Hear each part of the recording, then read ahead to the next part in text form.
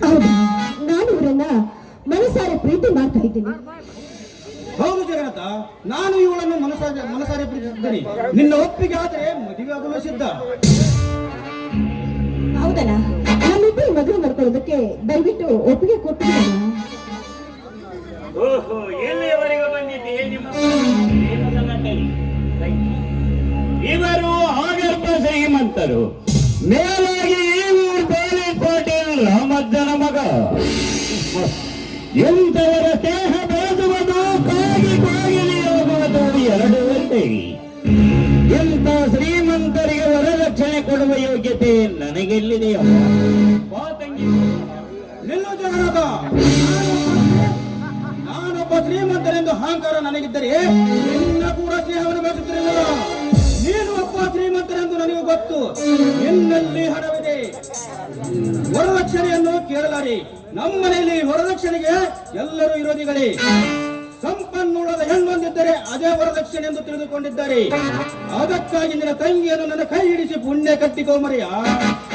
ನೋಡು ಸುನೀಲ, ಇಂಥ ವಿಷಯವನ್ನು ನಿನಗೆ ಹೇಳಿದರೆ ನಿನ್ನ ಮನಸ್ತಾಪವಾಗಬಹುದು.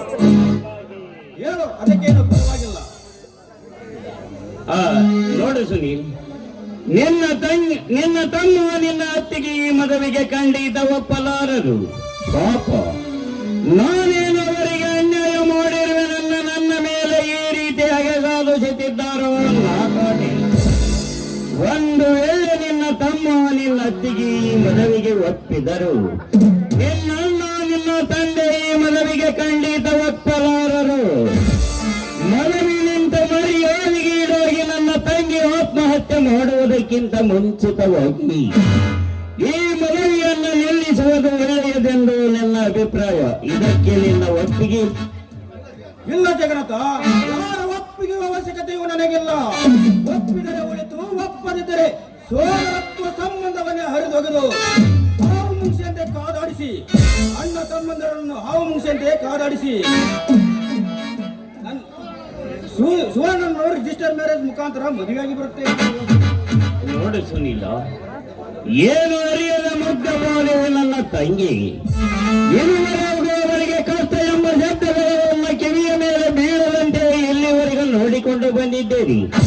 ಈಗ ಒಮ್ಮಿಂದೊಮ್ಮೆ ಅವರಿಗೆ ಮದುವೆ ಮಾಡುವುದೆಂದರೆ ನನ್ನ ಮನಸ್ಸಿಗೇಕೋ ಹಿಡಿಸಲಾರದು.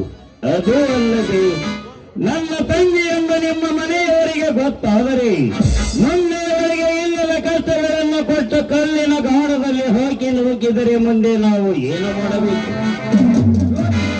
ಮಿತ್ರ, ನನ್ನ ಪ್ರಾಣಕ್ಕಿಂತ ನಿನ್ನ ತಂಗಿಯನ್ನು ಪ್ರೀತಿಸುತ್ತಿದ್ದೇನೆ. ಒಂದು ವೇಳೆ ಮನೆಯಲ್ಲಿ ಯಾರಾದರೂ ವಿರುದ್ಧವಾಗಿ ನಡೆದುಕೊಂಡರೆ ಅಂದೇ ಆ ಮನೆ ಇಬ್ಬಾಗ ಮಾಡಿ ಅಣ್ಣ ತಮ್ಮಂದಿರ ಹಾವು ಮುಂಸೆಯಂತೆ ಕಾದಾಡಿಸಿ,